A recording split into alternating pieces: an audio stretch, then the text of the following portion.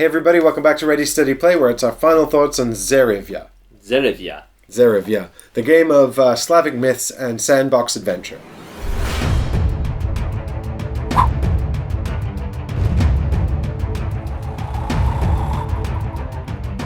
So Michael and I have taken on the roles of, I'm Wida, the Sister of Hollows, and Michael is... Svara, the Vengeful Grace. And we've been wandering around the Venedian Sea area, trying to build up our power to take on Ugmor, the evil guy. But unfortunately for us, we couldn't develop enough power, and he totally murdered us.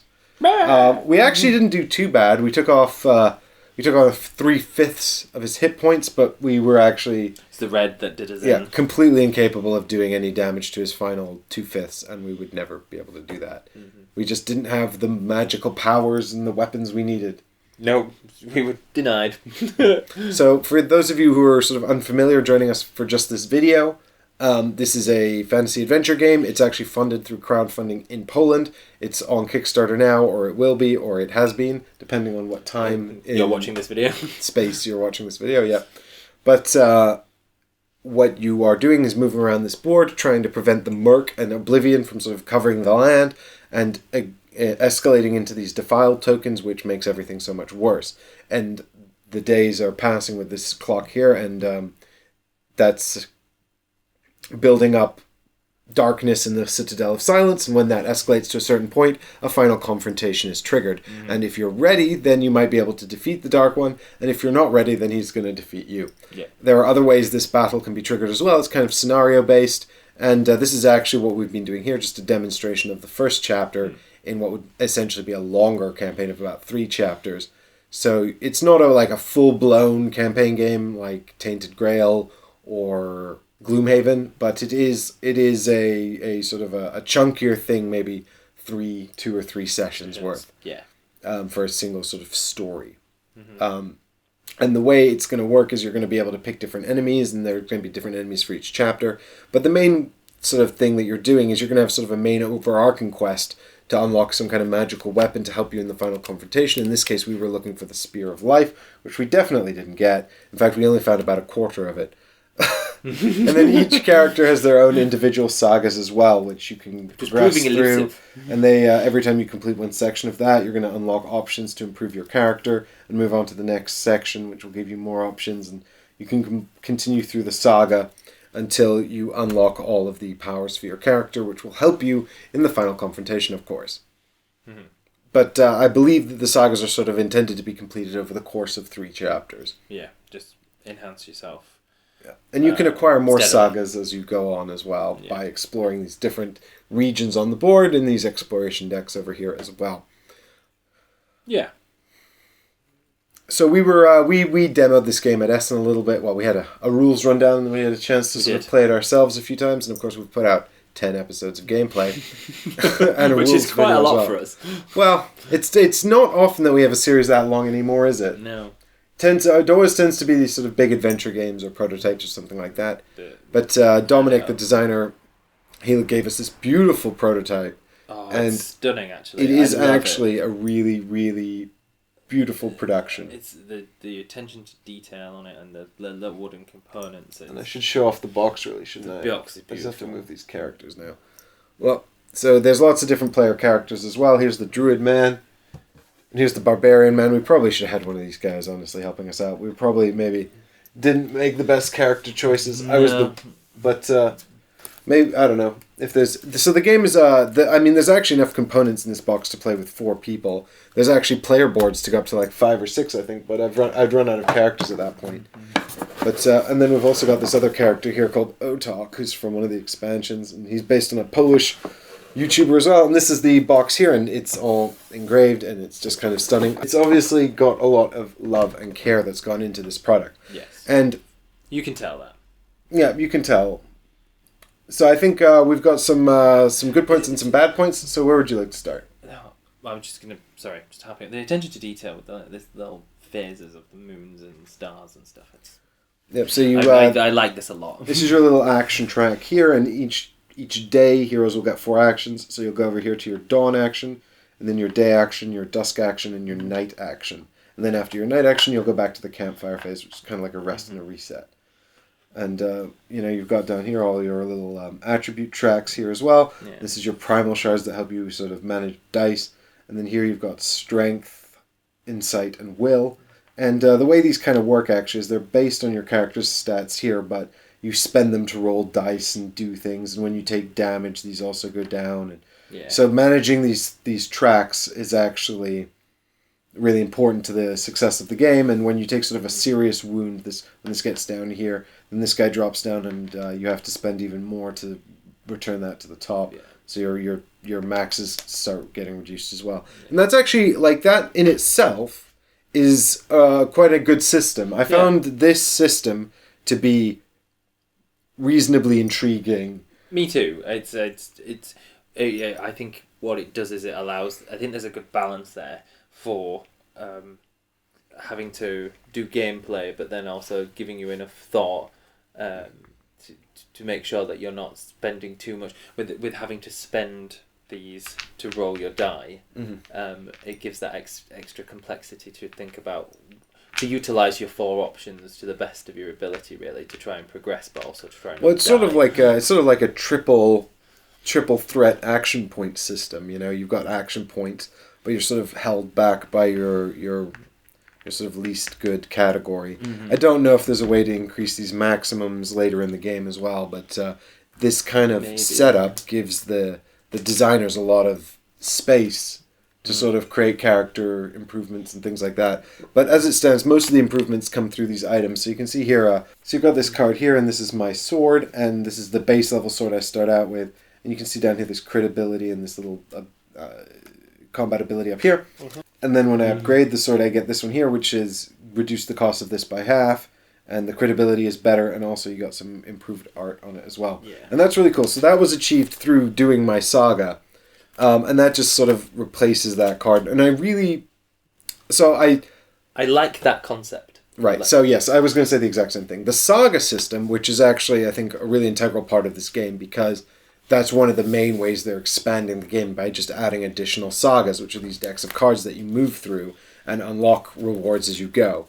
The saga system is really nice. Like, it presents you with a challenge that you've got to complete. It's like a quest that you go on. It gives you a sense of progression. It ticks a lot of boxes for me with, like, doing a story and going on a mission and you get these flavor text and every character's got this thing called a saga stone, which kind of ties into it. And based on the quests you do around the board, which might come from your actual sagas or come from the exploration decks, you get these keywords that you develop under the saga stone, which unlock options and change outcomes of cards and things like that. Sometimes it actually makes it worse for you, and sometimes it makes it better.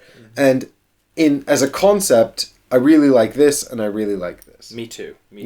They give you this sort of sense of progression. They give you this sense of your story coming, sort of developing and having meaningful consequences, some of which you may not see until later. Yeah. Which is really... And I suppose that's that's its bag, isn't it? It's one of its strengths in doing this gameplay is that you don't know if it's good or not, because you don't know how the game's going to play out.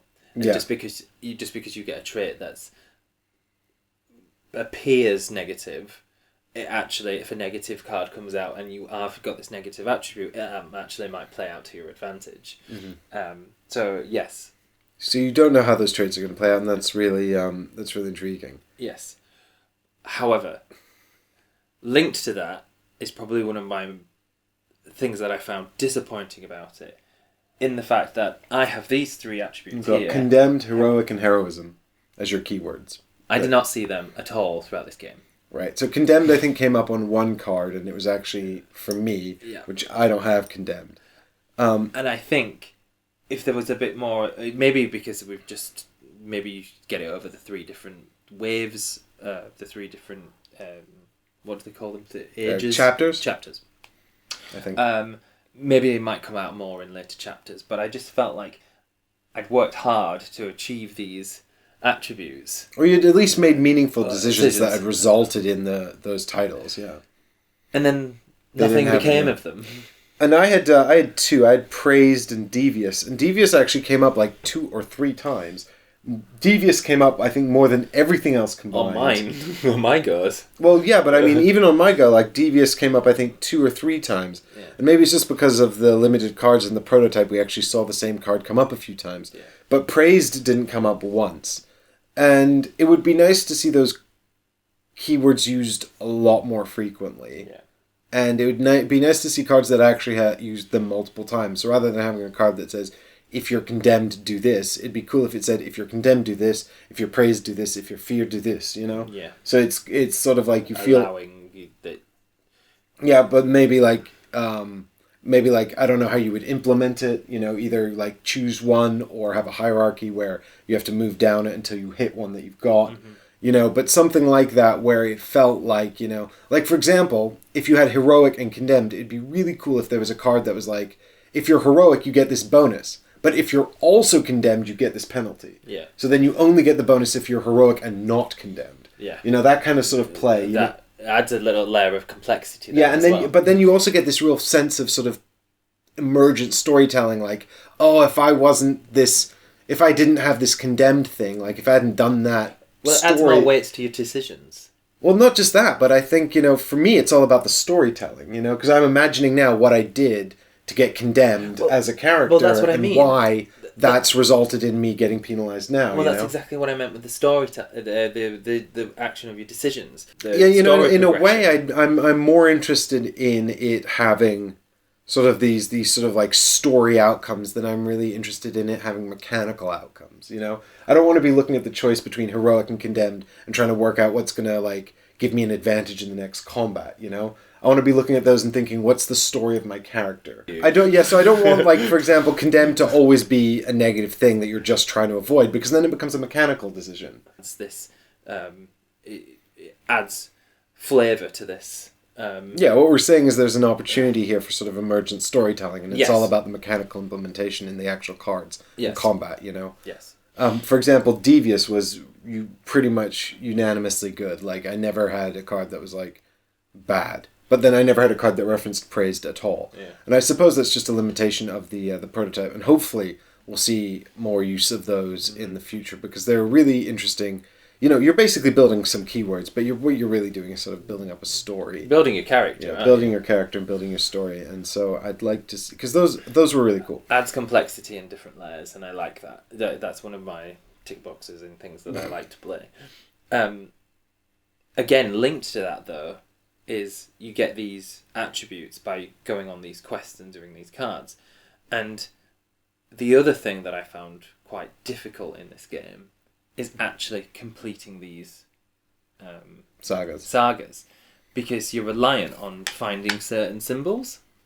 And one in particular, I don't know if it's, again, because of the pack that we were given as part of the demo, but in order to progress on round 2 of the card, there's like one card with... Basically, I think it is probably a limitation of the prototype, but you're required to hunt out these symbols, and they are... There's doesn't seem to be a lot of consistency about where you find them, and so it becomes more of a crapshoot, and I don't think that feels very rewarding, you know? I think I was trying to correlate during the gameplay the different symbols on these locations. For example, if it's a vale with this symbol here, and it's got a mountain and a ruins, maybe I'm more likely to find the vale symbol in mountains and ruins.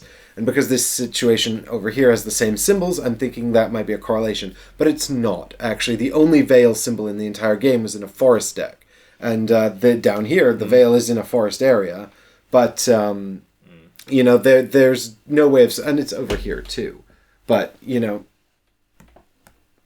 So I don't know if that's a limitation of the prototype, or not a limitation, but sort of a balancing issue in the prototype that they just haven't addressed yet. But the point is that I want to be able to infer where I'm going to be able to find the symbols I need to progress from the information on the board, because otherwise I'm just running around hoping to get lucky. Well, half of it is you are able to do that. For example, this quest. I need to go to a mountain region, I need some merc, but I need to find the symbol. So I know what to do to find that. I know what I need to do to get that. Yeah. But you don't where on earth do I find that? Yeah. And that's where it's like, have a guess. Yeah. And that's the thing that can get frustrating. So there is so there needs to be, I think, a bit more of sort of information about where we can go to progress these things, because otherwise it does feel like we're just kind of sort of dying a slow death of attrition, Yeah. Maybe that's something that can be fed back. Well, I dare say that this review will be observed and watched. So because at its core, I like all of the. What did Chris use? Chris used this phrase, I think, actually for a different prototype we played, where he said, "This is actually winds up being less than the sum of its parts." And I think at this stage, I see all this promise here. There's a lot of cool things to make use of. And, we've got some of these stand-in story cards as well. And, we've got to take those with a pinch of salt, because these will be replaced by something sort of cooler with flavor text and stuff like this one later on. And that's cool and exciting, But there are some things, I think, that sort of need to be developed further. Yeah. But there's a lot of promise here, and there's a lot I really like. I really like these blessing things, for example, that you can get. Yes, they're getting these tokens and then getting to spend them depending on which region you're in adds another layer of interesting decision making. Well, I just like the development of the sort of asymmetrical powers as well, and sort of all these different options and sort of excelling at one thing. I would have liked to have some kind of intuitive way to maybe improve my red power somewhat, because I was completely impotent when it came to red symbols. But that's sort of by the by, really.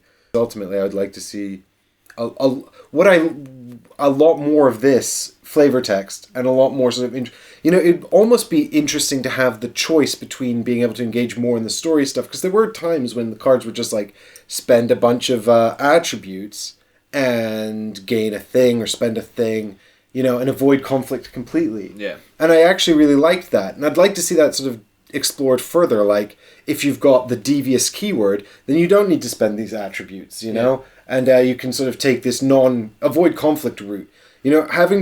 Choosing to fight and roll dice every time is, I think, giving us other options, especially based around the sort of the story and the keywords we've unlocked. It would be really interesting. Yeah. Because the game flirts with that a lot, but it doesn't ever really sort of fully commit to it. Yeah. It often just kind of comes back to dice rolling. Dice rolling, yeah. But there were some cards which were a bit like this one, but not quite the same. But you've got this choice of spending a bunch of resources, and sort of some story stuff happens, or go over here and take on an enemy card or something, And it would be cool to see this, but sort of explored a bit further, and also making use of these keywords and linking them to these other systems. Yeah, that one. Pick one option or the other option, you get something, whatever. Yeah, you see, so this, but this kind of... So I think the shame with this card, really, is that it kind of uses the same two mechanics. This is spend 3 will to gain a Merc token and restore your primal energy. Or spend an insight and 2 strength, remove the Merc token from this or another region in the Thymor, and then restore 2 will. But, in a way, it'd be kind of cool to have, this option, and then maybe just a fight a card option, so the choices are more distinct rather than just choosing between the attributes. But this is a prime opportunity to say, but also if you are praised, then you can spend less and have this same result, or if you are, something else, then this price increases, I think, just seeing these little story cards, making more of these keywords and linking into these systems a bit more would be great. Well, I think we're sort of making these criticisms because we like it. We like enough of it. But at the moment, it kind of feels a bit too like the interesting elements take a backseat to sort of repeating this dice management exercise over and over again. Because we're creating the prime dice pool. We're doing the dice challenges a lot, very, very frequently. And I think that system in isolation is a decent system. I don't mind that dice management. I like how these cards come together to allow me to manipulate the dice. I like all the choice I have for managing that dice pool in that exercise. And I quite like how the dice fit in with this action point system here.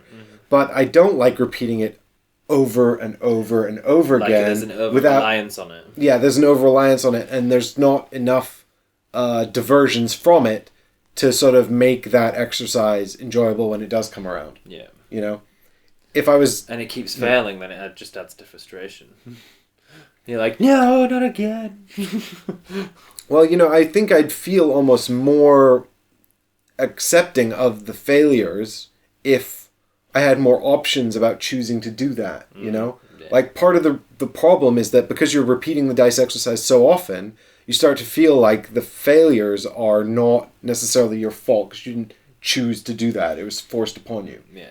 But, you know, if it said, spend a bunch of attribute points to avoid conflict or take a chance, and I went into the conflict and then I failed hard, I'd feel more like that was my decision and I'm paying the price for my poor choice. Yeah. Where I could have taken the slightly safer bet, but maybe, you know, I wouldn't have had the opportunity to succeed in the dice rolling, you know. Anyway, so it's just sort of like, so it's just, the saga system, I really like it, but I just want to see it more involved. Mm-hmm. And these keywords, I really like them, you know. And I like this idea that there's going to be a lot more sagas, and you've got some character-specific ones, and you've got others that are going to come up, you know, and through exploration and all these other kinds of things. There's a lot of scope here. But there's a lot of writing, you know. There's a lot of writing to be done, and you know, it's an adventure game, so the writing's got to be sort of engaging and compelling, you know. Yeah. But I do quite like this sort of inexorable sort of journey towards the final conflict as well. I like that it's sort of this push and pull back and forth. Me too. I mean, it did feel like towards the end where it seemed a bit inevitable. Yeah, the murk was getting totally sort of just overwhelming and unmanageable. And I don't know how much. It does say in the rulebook. I think I must have said this 3 or 4 times. It does say in the rulebook, don't let it. It's hard be on top of it to tell how much of that was our fault for playing poorly and how much of that was inevitable. Sort of like inherent in the game design. But in any case, I think, you know, because this was on the easiest. I know. The easiest, and we really did not do well. Maybe it's us. Maybe we're just bad. Maybe we're just bad at it. Just a succession of poor decisions. Oh. Well, you know, to an extent, there's going to be an amount of familiarity. You know, this is the first time we've played this prototype all the way through, even though we've had sort of a few practices. But I think, you know, understanding these card decks is really important because you're completing these symbols. Yeah. Having said that, you know, like I said, some of the symbols are really uncommon, and that's problematic. But that's a prototype issue that's easily fixed. You know, and I suspect that it will not. I would be very surprised if it was a problem in the final game. So I don't really feel like dwelling on that. Yeah, no. You know, but no, I enjoyed it, and I like the game. Like you said, there's plenty of promise with it. I'd love to see more flavor text and more of that kind of stuff. You know, it really has the feel of a cool story game. Yeah, definitely. I 100% agree. Right. Anything else that you would like to say? No, they were my main points, I think. But yeah. I do like how this swing. Oh, the art's great. Yeah, the artwork's really, really good. No complaints about the artwork at all. No, I think that's really snazzy. Oh, and I think Dominic does all the artwork as well, doesn't he? The designer. Good job, Dominic. Yeah, so the artwork is great. The minis are great. The sculpts are great. I like this little guy here who spins around, and so Knight is kind of moving around the board, and that kind of forces you to think about moving and keeping moving. We probably actually got too concerned about it. We probably spent a bit too much time trying to avoid the Knight instead of focusing on maybe just getting rid of our stuff and progressing. But never mind, eh? Never mind. Lessons learned for next time. Yes. Do better. Can do better. I'm excited to see how the campaign goes and where the game ends up. From us here at Ready Steady Play, we are signing off. Yes. Suppose come back to join you for a new adventure tomorrow. We'll be back for a completely different adventure tomorrow. Or it might not be. We don't actually know what it is. Speak to your head of scheduling. Oh, wait, is that me? Bye. See you tomorrow. Thanks for watching, everyone. Well, I might not be here tomorrow. So who knows? I will be. I'm always here. Bye. Rita the Witch. Goodbye.